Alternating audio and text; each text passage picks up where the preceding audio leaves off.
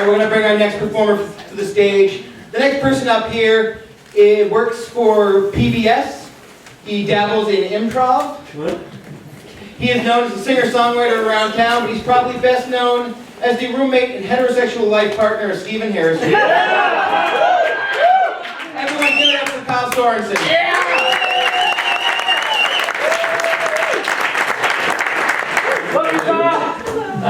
I'm pretty sure that's Justin, right? So, in 8th grade, I had a nemesis. And my first reaction to this was confusion, because I thought of myself at the time as being a nice guy, amicable, amiable, mild-mannered, not somebody who pissed people off, and certainly not somebody who made enemies. So it was confusing to have somebody dislike me, but even more than that, it was strange to be singled out. So if you think about the difference if you think about what makes a nemesis different from just a guy that you don't like, a nemesis is an intimate relationship, personal.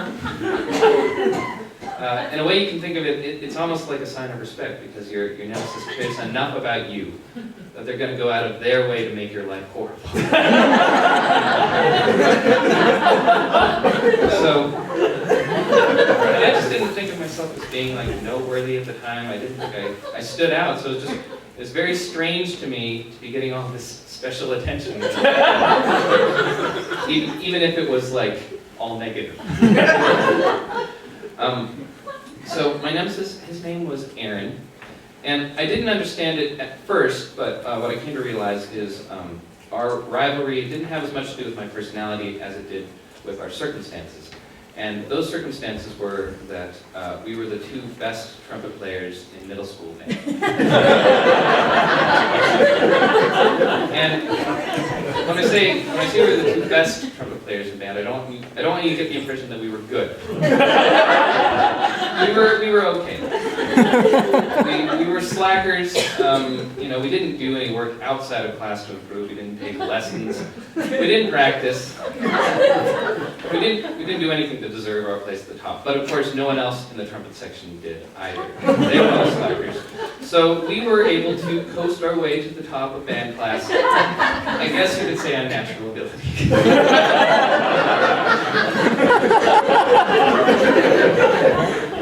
But we coasted our way up to separate band classes, because the way that middle school worked in 6th and 7th grades, the 2 prior years, is they split the band into 2 separate sections depending on which wing of the school you took more classes in. So there are 2 separate periods that half the kids went to. So Aaron and I, we had never played in the same band together.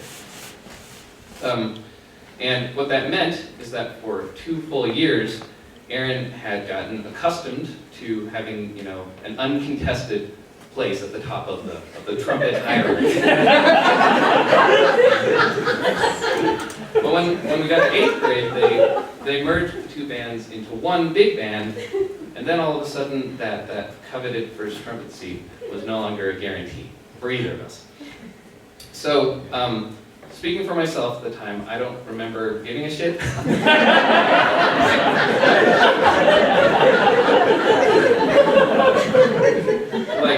If you think about the prestige that comes with first trumpet, well, it doesn't gain you a lot of popularity points. All that comes along with it is, maybe you have a little bit more of a sense of pride, self-pride, and it affects literally which chair you sit down in. So I didn't care, but clearly Aaron must have, because it only took a few days into the school year for him to develop this fixation on harassing and tormenting me. And it was all just stupid, immature, middle school type stuff. It wasn't like anything threatening. He'd do things like give me titty twisters. He'd push me, he'd throw things at me. He'd do that game, where he would take everything I'd say and repeat it back. Which even at the time I remember thinking, shouldn't you have outgrown this by now?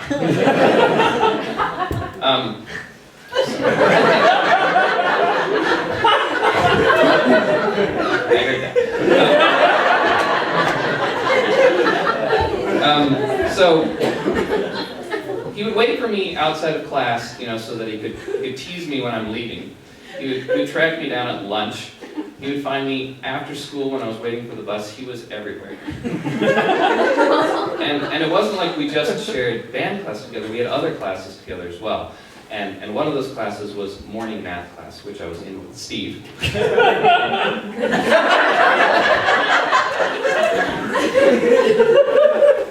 And I have to pause from my story about the rivalry for a moment to talk about this class, because it was probably the least teachable class I've ever been a part of. So here's how bad the class was. A few months ago, I was reading an article online. It was like a humorous article that was comparing middle school culture to prison culture. And I didn't get past the title before I was thinking of like numerous examples in this class of why that was true. So first of all, we fashioned weapons out of materials that were available to us. These things weren't as bad as like broken mirror shivs that you might find in an actual prison. But they were a lot worse than your standard middle school spitball type situation.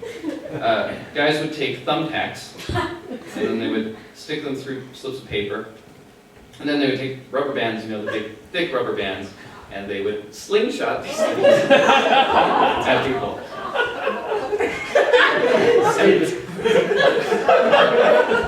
And I don't remember anyone getting hurt, but yeah, clearly this was like very dangerous. And this class had a rape culture of sorts. So, not actual rape. You'll be glad to know. But this thing that we all called knee rape. This is what knee rape was. So you would go up behind somebody and you'd grab them by the shoulders, you'd lift up your knee, and deflowering would occur.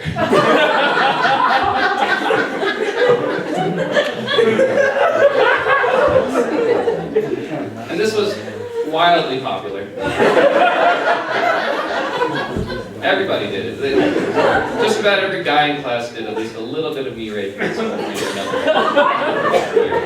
And some guys, they were really into it. There's this guy, Paul. He loved his knee raping. He did it probably like 5 to 6 times per class per day. And so when he did it, so he would go up behind someone, and after he had grabbed their shoulders, but before he had done the actual deed, he would, in this very like self-amused way, he would say in this low prison voice, "You like this, boy?"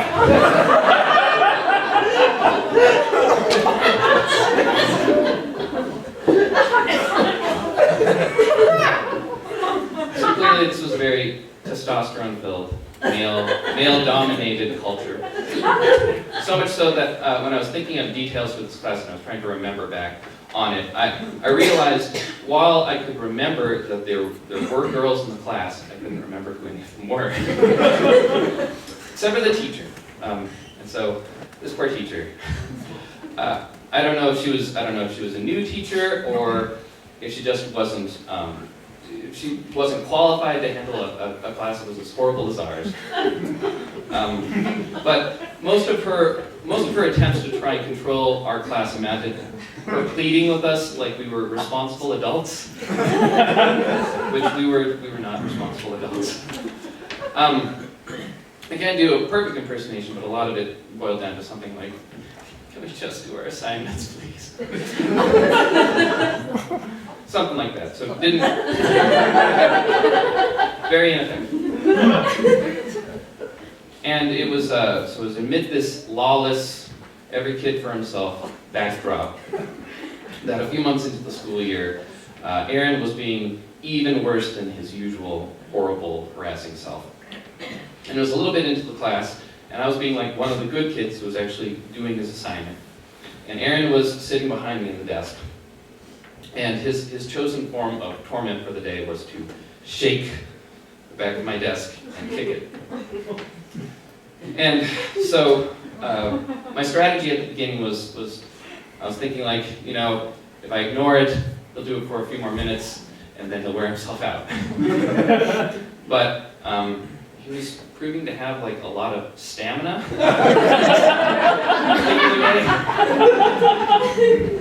And so after this had been going on for like 7 or 8 minutes, I started to think like he might be able to keep this up for the whole class. So I needed to do something.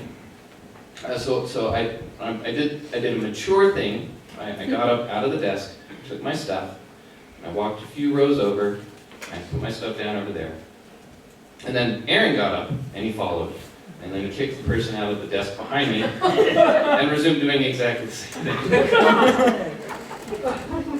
thing. So I took stock of my situation. The fact that this was a lawless class that, this was a lawless class where I wasn't going to get any help. And I stood there, and I did what I think any rational middle schooler would have done under the circumstances, which is I completely flip out, and I turn around, and I scream, "Stop it!" and I stab him in the shoulder with my pencil.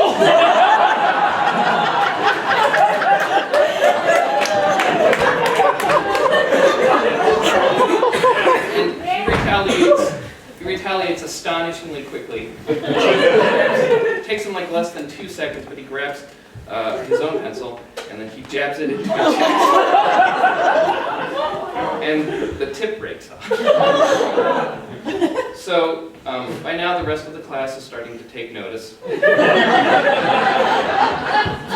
And of course, they didn't see the part where I stabbed him. And now in front of them is the scene with Aaron, with his outstretched hand and a broken pencil, and me recoiling in shock, with a pencil tip protruding from my chest, and everybody just erupts, goes like, "Aaron, what have you done?" And I look down, and then I look Aaron in the eye, and I go like, "Yeah, Aaron, what happened?"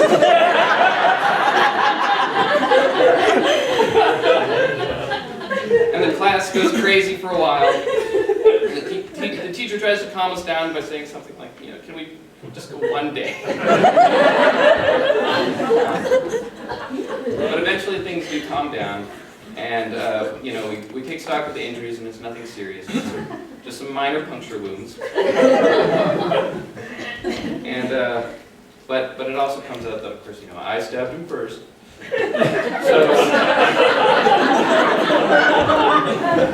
we get sent to the principal's office, and she can't see us right away. So we get put out in the waiting room for about 10 minutes, and it's at about this moment when the gravity of our situation starts to sink in, and we realize we could be in some serious trouble, considering we were just involved in a multiple stabbing movement in middle school. And we're worried, and then a miracle happens. Aaron and I look each other in the eyes, and we realize at that moment, where's all this violence leading?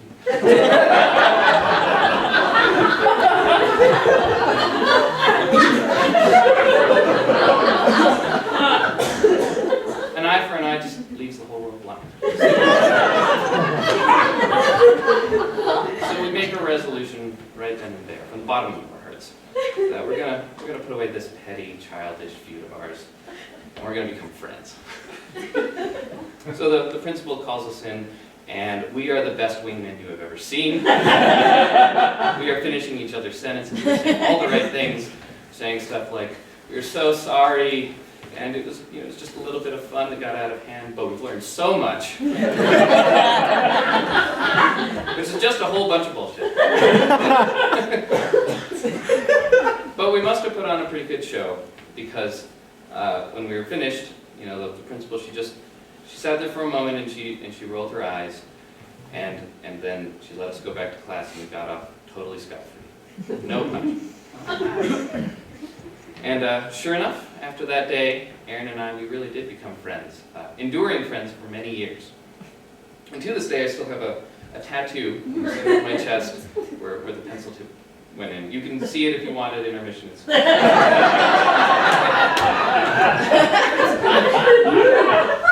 But you will all be pleased to know that I ended up becoming first chair.